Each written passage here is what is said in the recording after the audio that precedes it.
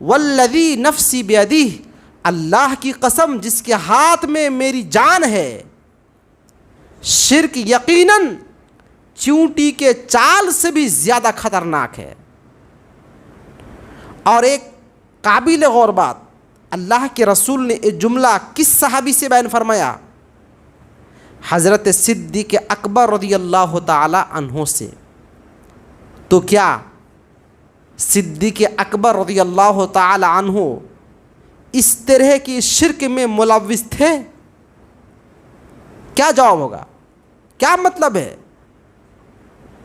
اللہ کے رسول کا صدیق اکبر کو یہ حدیث بیان کرنا اس بات کی دلیل ہے، اے ابو بکر، شرک خفی، چھوٹا شرک جو چیونٹی کے چال سے بھی زیادہ خطرناک ہے، یہ گناہ گاروں میں تو چھوڑو، نیکوکار کے اندر آہستہ آہستہ آ جاتا ہے۔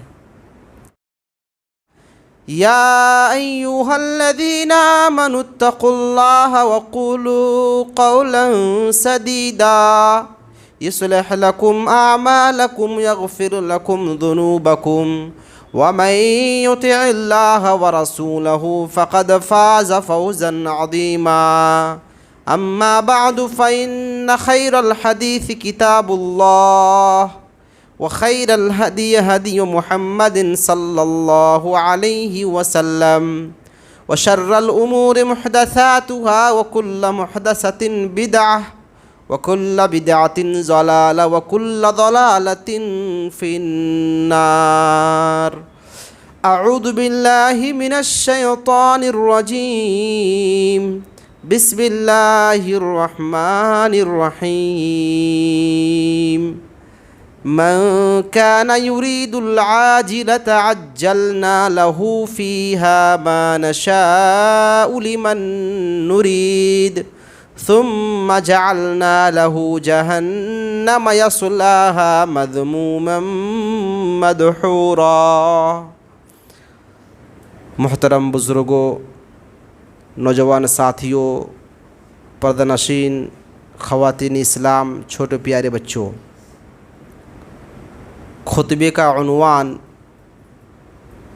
جیسا کہ آپ لوگ بخوبی واقف ہے، شرک کے چور دروازے۔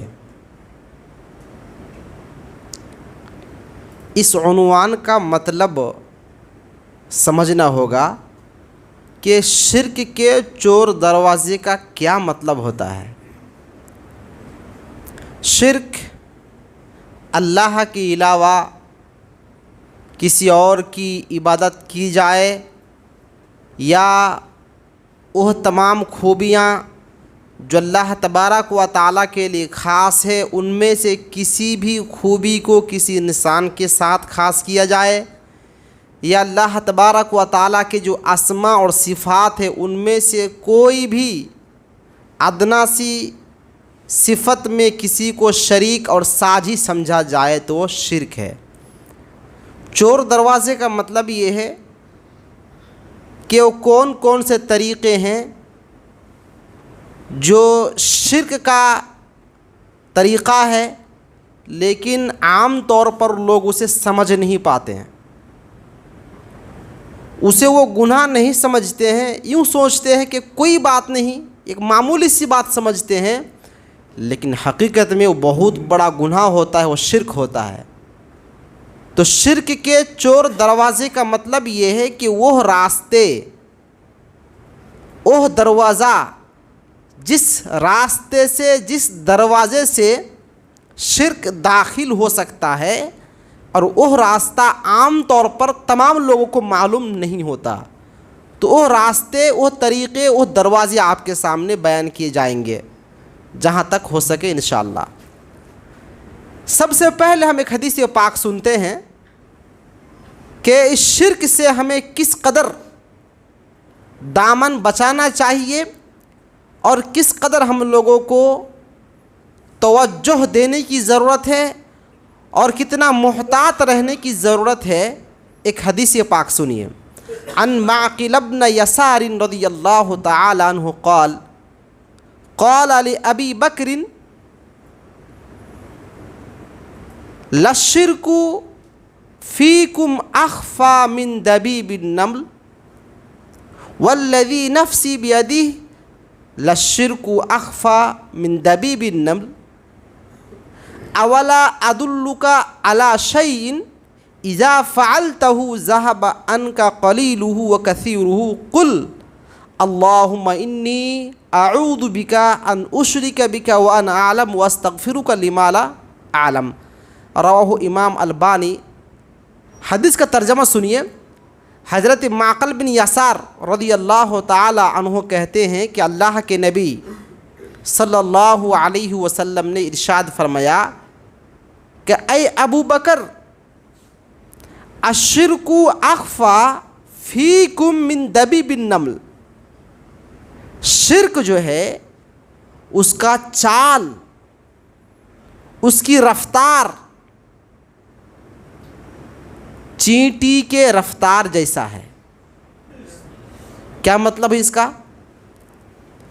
چیونٹی جس کے اینٹ کہتے ہیں، عربی میں کہتے ہیں نملہ، چیونٹی، اگر وہ چلتے چلتے آپ کے جسم پر چڑھ جائے تو آپ کو اور ہمیں معلوم پڑتا ہے، آپ ابھی وہاں بیٹھے ہیں، چھوٹی سی چیونٹی آئے اور آپ کے کپڑے ہو کر کے آپ کے بدن پہ چڑھ جائے تو آپ کو معلوم پڑے گا؟ معلوم نہیں پڑے گا۔ تو اللہ کے رسول نے فرمایا شرک کا رفتار کچھ اسی طرح سے ہے۔ کچھ سمجھ میں آ رہا ہے؟ شرک کا رفتار کس طرح سے ہے؟ جس طرح سے ایک چیونٹی انسان کے بدن پر، کپڑے پر چڑھ جائے اور معلوم نہ ہو سکے، اسی طرح سے شرک آہستہ آہستہ لوگوں کی زندگی میں آ جاتا ہے، لیکن انسان سمجھ نہیں پاتا کہ میں شرک کر رہا ہوں۔ اس کے بعد اللہ کے رسول نے قسم کھا کر کے ایک جملہ اور فرمایا، والذی نفسی بیدہ، اللہ کی قسم جس کے ہاتھ میں میری جان ہے، شرک یقیناً چیونٹی کے چال سے بھی زیادہ خطرناک ہے۔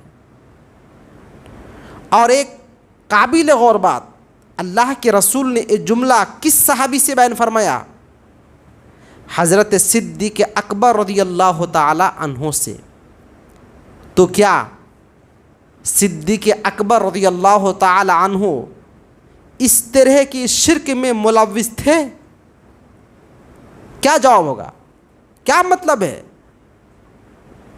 اللہ کے رسول کا صدیق اکبر کو یہ حدیث بیان کرنا اس بات کی دلیل ہے، اے ابو بکر، شرک خفی، چھوٹا شرک جو چیونٹی کے چال سے بھی زیادہ خطرناک ہے، یہ گناہ گاروں میں تو چھوڑو، نیکو کار کے اندر آہستہ آہستہ آ جاتا ہے۔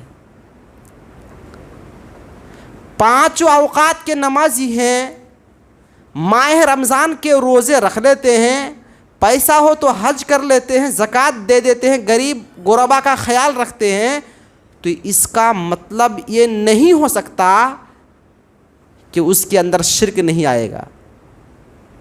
تو اس حدیث پاک سے اشارہ کیا جا رہا ہے، اے میری امت کے نیک لوگوں، بڑی توجہ کے ساتھ، دھیان کے ساتھ زندگی گزارنا۔ کیوں؟ اس لیے کہ تمہاری نیکیوں کے ساتھ ساتھ آہستہ آہستہ تمہاری زندگی میں شرک آ سکتا ہے اور تمہیں معلوم بھی نہ ہو۔ اس کے بعد اللہ کے رسول نے ایک طریقہ بتایا، ایک دعا سکھایا۔ آپ نے فرمایا، اولا ادلک علی شیء، اے ابو بکر، بات اگرچہ ابو بکر رضی اللہ تعالی عنہ سے ہو رہی ہے، لیکن خطاب تمام لوگوں کو ہے۔ اللہ کے رسول نے کہا، کیا میں ایک ایسی چیز نہ بتا دوں، ایک ایسا طریقہ تم لوگوں کو نہ بتاؤں جس طریقے پر عمل کرو گے تو ذہب عنک قلیلہ وکثیرہ، تو اس شرک کا چھوٹا چھوٹا حصہ اور بڑا بڑا حصہ تم سے دور ہو جائے گا، وہ گناہ ختم ہو جائے گا۔ تو کہا اللہ کے رسول ضرور بتائیے وہ طریقہ کیا ہے، وہ دعا کیا ہے؟ تو اللہ کے رسول نے وہ دعا سکھلا دیا۔ وہ دعا ہے، اللہم انی اعوذ بک ان اشرک بک وانا اعلم واستغفرک لما لا اعلم اے اللہ میں ان تمام گناہوں سے تیری پناہ مانگتا ہوں جو میں جان بوجھ کر کروں، اور وَأَسْتَغْفِرُكَ لِمَا لَا أَعْلَمُ، اور میں ان تمام گناہوں سے میں تیری بخشش مانگتا ہوں جن گناہوں کو انجانے میں انجام دے دوں۔ یہ کتنی جامع اور کتنی بہترین دعا ہے، آپ نے غور کیا؟ یا اللہ ایسی توفیق نہیں چاہیے کہ میں جان بوجھ کر گناہ کروں، اور اے اللہ اگر کوئی گناہ انجانے میں ہو جاتا ہے تو تیری بخشش کا میں طلبگار ہوں، یا اللہ تو میرے گناہوں کو معاف کر دے، مٹا دے۔ تو اس دعا کو پڑھنے سے شرک خفی اگر آپ سے ہم سے ہو جاتا ہے تو اللہ تبارک و تعالیٰ اس کو مٹا دے گا اس دعا کی برکت سے۔ اس دعا کو یاد کر لیجئے، اللہم انی اعوذ بک ان اشرک بک وانا اعلم واستغفرک لما لا اعلم۔ اگر آپ لوگوں نے سورہ کہف کی تلاوت کی ہوگی تو آیت نمبر 32 سے لے کر آیت نمبر 44 تک تقریباً 13-14 آیتوں میں اللہ تبارک و تعالیٰ نے ایک نیککار اور ایک گنہگار دو بندوں کا قصہ ذکر کیا ہے۔ ہمارا مقصد قصہ سنانا نہیں ہے، مقصد یہ ہے کہ اس قصے سے ہمیں سبق کیا ملتا ہے، عبرت کیا ملتی ہے۔ قصہ سننے سے پہلے ایک تمہیداً ایک جملہ سن لیجئے، وہ یہ ہے کہ اگر ہمیں آپ کو کوئی نعمت ملتی ہے، کوئی اچھی خبر آتی ہے، ہمارے فصل میں، ہماری کھیتی میں، ہمارے گھر باڑی میں، ہماری نوکری میں، بزنس وغیرہ میں اچھی خاصی برکت اگر نظر آتی ہے، ٹھیک ٹھاک دکھتا ہے، تو ہمیں اور آپ کو کیا کہنا چاہیے؟ کیا کہنا چاہیے؟ یہ میری کمائی ہے، یہ میرے علم اور میرے ہنر کی وجہ سے ہے، میں نے محنت کیا اسی لیے مجھے ملا ہے، یہ بولنا چاہیے؟ یا یہ بولنا چاہیے کہ اللہ تبارک و تعالیٰ کے فضل و کرم سے ہے؟ کیا بولنا چاہیے؟ اب یہ واقعہ سنیے۔ اللہ تبارک و تعالیٰ نے فرمایا وَضْرِبْ لَهُم مَّثَلَ الرَّجُلَيْنِ جَعَلْنَا لِأَحَدِهِمَا جَنَّتَيْنِ مِنْ أَعْنَابٍ وَحَفَفْنَاهُمَا بِنَخْلٍ وَجَعَلْنَا بَيْنَهُمَا زَرْعًا كِلْتَا الْجَنَّتَيْنِ آتَتْ أُكُلَهَا وَلَمْ تَظْلِم مِّنْهُ شَيْئًا۔ اللہ تبارک و تعالیٰ بیان فرما رہا ہے، اے میرے نبی آپ لوگوں کے سامنے دو آدمیوں کا قصہ اور کہانی پیش کر دیجئے۔ ہم نے دو میں سے ایک کو اتنی مال و دولت دی تھی، دو باغ تھے ان کے پاس، اور دو باغ کس کے تھے؟ انگور کے۔ انگور کے باغ ہیں، اور انگور کے باغ کے آزو بازو آس پاس میں کھیتیاں ہیں، اور کھیتیوں کے آس پاس کھجور کے درخت ہیں۔ باغ کی خوبصورتی بیان کی جا رہی ہے، بیچ میں ہے انگور کے بیل، انگور کی کھیتیاں، اس کے آس پاس دیگر کھیتیاں ہیں، اور کھیتیوں کے آس پاس پھر کھجور کے درخت لگے ہوئے ہیں۔ اور اللہ نے فرمایا آتت اکلہا، دونوں باغوں نے بہترین پھل دیا، جس طرح کا پھل آنا چاہیے تھا اس طرح کا پھل باغوں میں پھلا۔ وَفَجَّرْنَا خِلَالَهُمَا نَهَرًا، کہ ان کے باغات کے بیچ بیچ ہم نے نہر بھی جاری کر دیا۔ اتنے خوبصورت باغ تھے۔ تو جس کا وہ باغ تھا وہ تھا گنہگار، اور ان کے ساتھ ایک مومن دوست تھا۔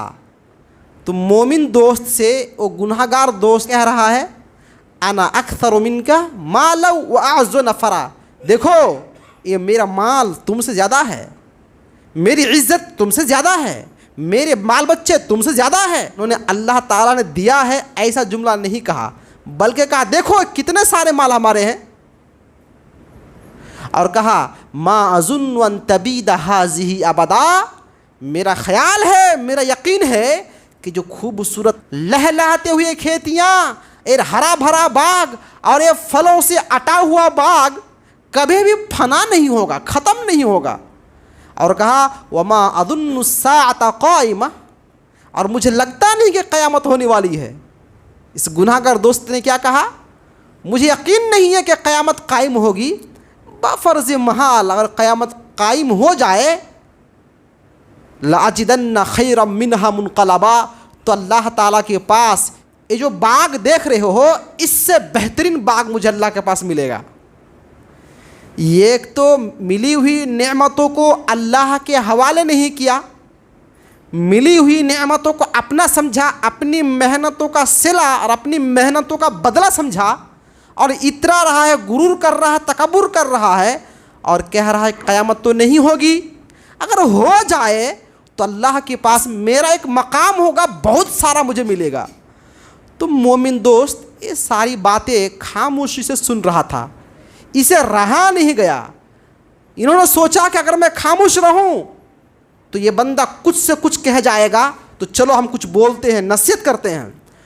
تو قال له صاحبه وهو يحاوره، تو ان کے مومن دوست نے اس کافر دوست سے کہا اکفرت بالذی خلقک من تراب ثم من نطفة ثم سواک رجلا، ارے تم اس اللہ کا، اس مالک کا، اس پروردگار کا تو انکار کرتا ہے جنہوں نے تم کو مٹی سے بنایا اور جنہوں نے تم کو حقیر پانی نطفہ سے، عدم سے وجود بخشا، جنہوں نے تمہیں مٹی سے، اس کے بعد نطفہ سے، پھر اس کے بعد تم کو ایک چلتا پھرتا بہترین انسان بنا دیا، اس اللہ کا تو انکار کرتا ہے۔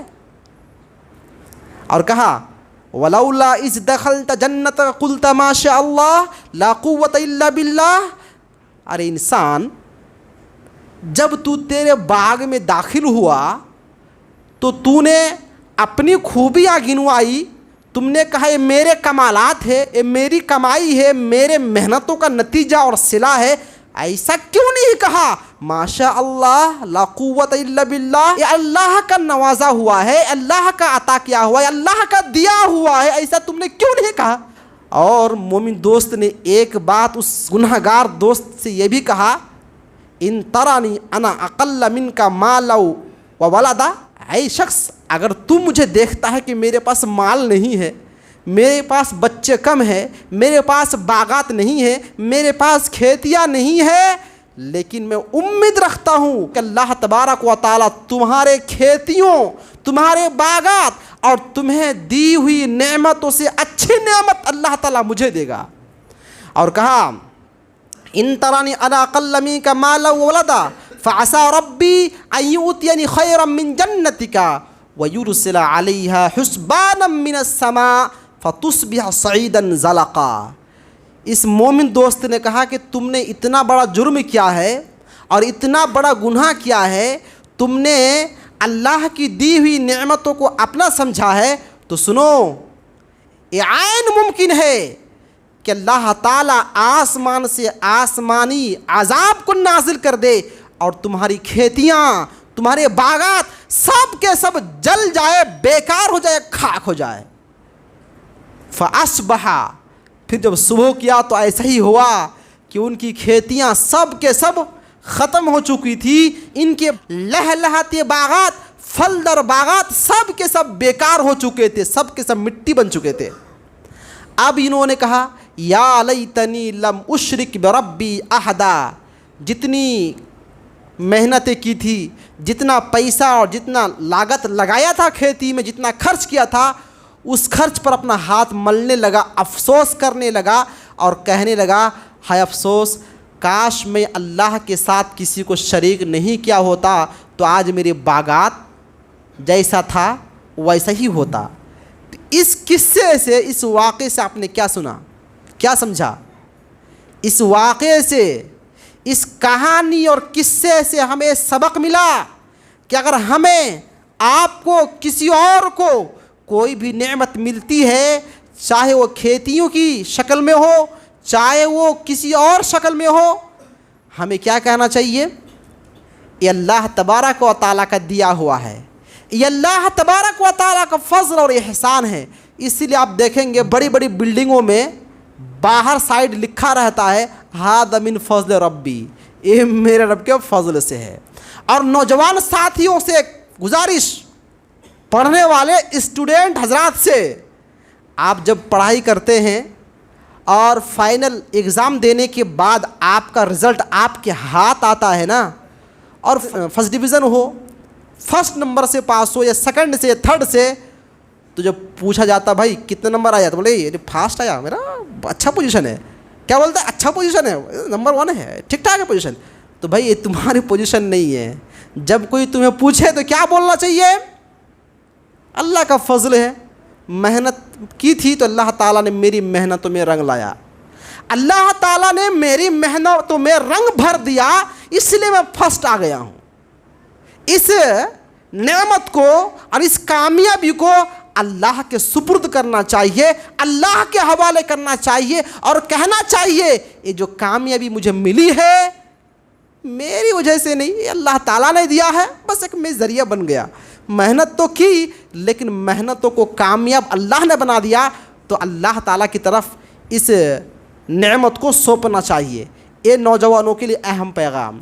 اور ہماری مائیں بہنیں اور ہمارے بوڑھے پرکھے لوگ وہ بھی سن لے, اگر آپ کی کھیتیوں میں اچھی اناج اور اچھے غلے آ جائے, آپ کے گھر بیٹے اور بیٹی پیدا ہو, تو اس خوشی میں آپ اللہ کو نہ بھولیے, آپ یوں کہیے اللہ تبارک و تعالیٰ کا فضل ہے, الحمدللہ اللہ تعالیٰ نے مجھے نوازا ہے, اللہ نے مجھے دیا ہے.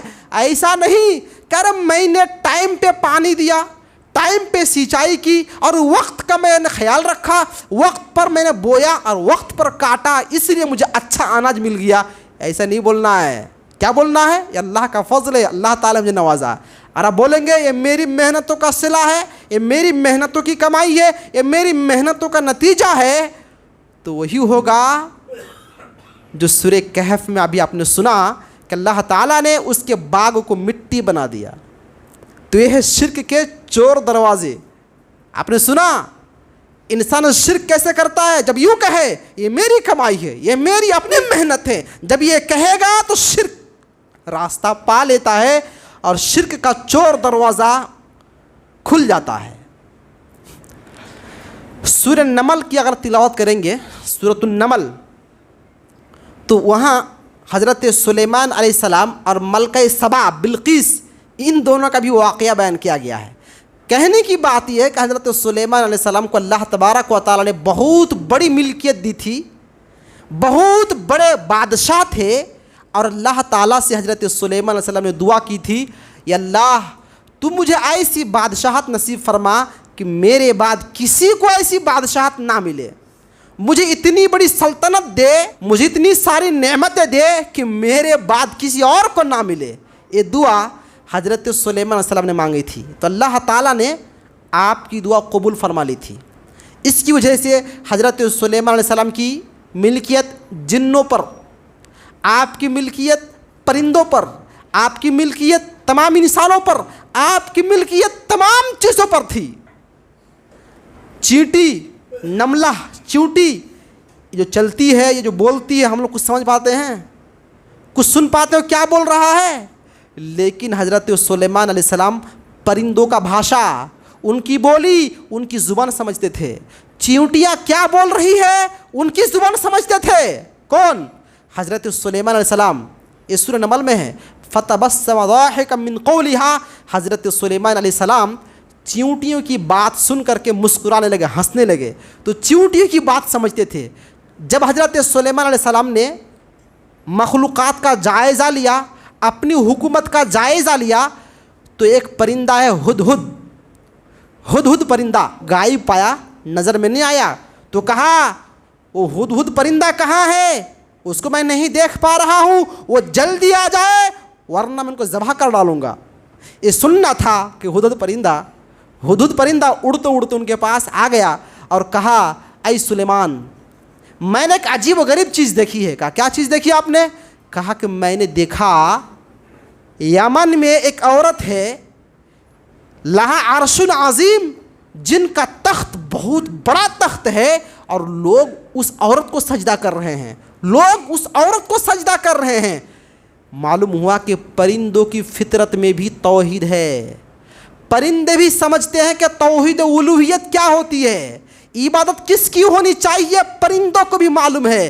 پرندوں کو رہا نہیں گیا, ہدہد پرندوں سے دیکھا نہیں گیا, کرے میرے رب اللہ کو چھوڑ کر کسی مخلوق اور خاص کر کے صنف نازک ہاف عقل औरत की इबादत होगी, कतान उन्होंने बर्दाश्त नहीं की और सुलेमान अलैहिस्सलाम से आकर कहा कि उस औरत की इबादत हो रही है।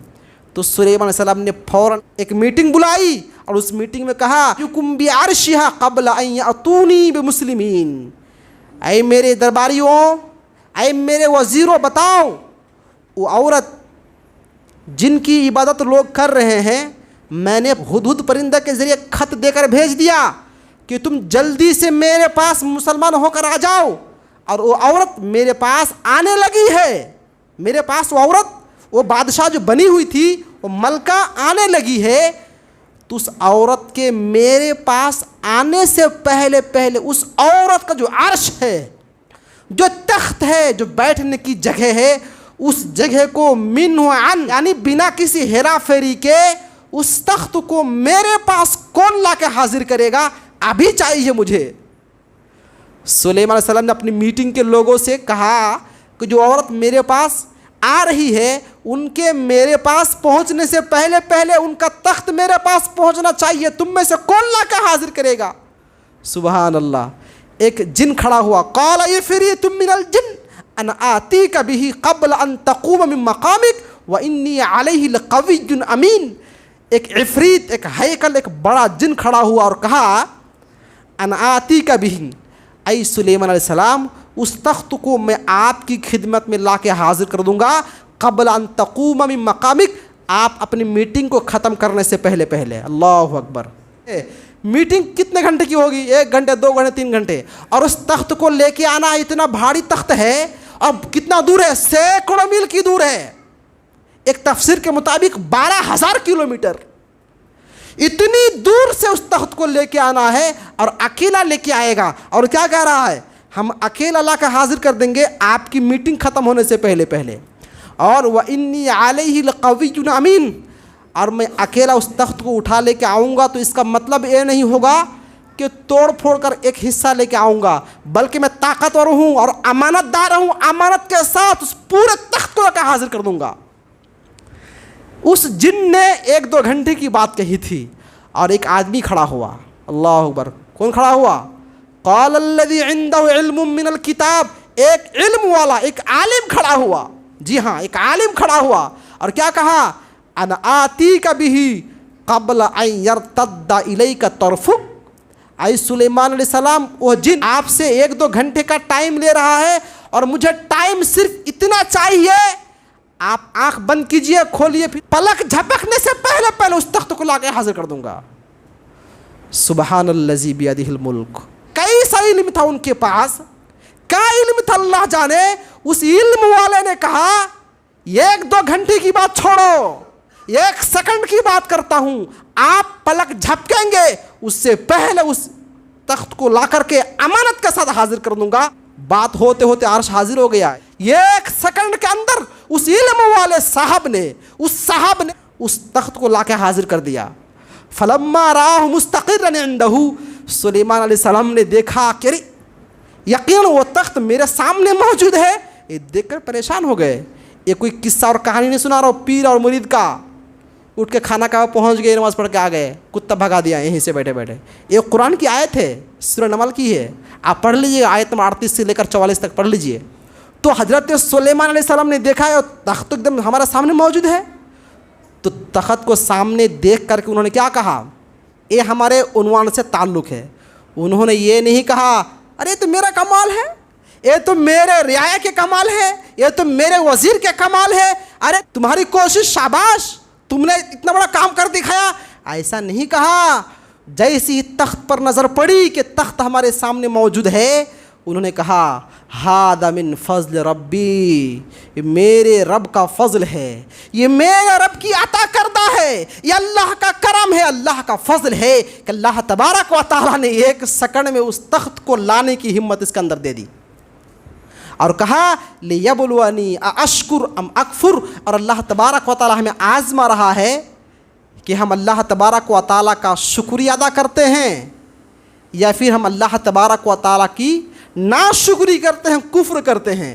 इस पूरे वाक़या से बताना यह था कि आपको कितनी ही बड़ी नेमतें मिले, कितनी ही बड़ी कामयाबी मिले, اس کامیابی کو، اس نعمت کو، اس دولت کو آپ اللہ کے حوالے کر دیجئے اور کہیے ماشاء اللہ لا قوت الا باللہ، یہ اللہ تبارک و تعالیٰ کا دین ہے، ہمارا تو کچھ بھی نہیں. یہ جملہ آپ کو کہنا چاہیے.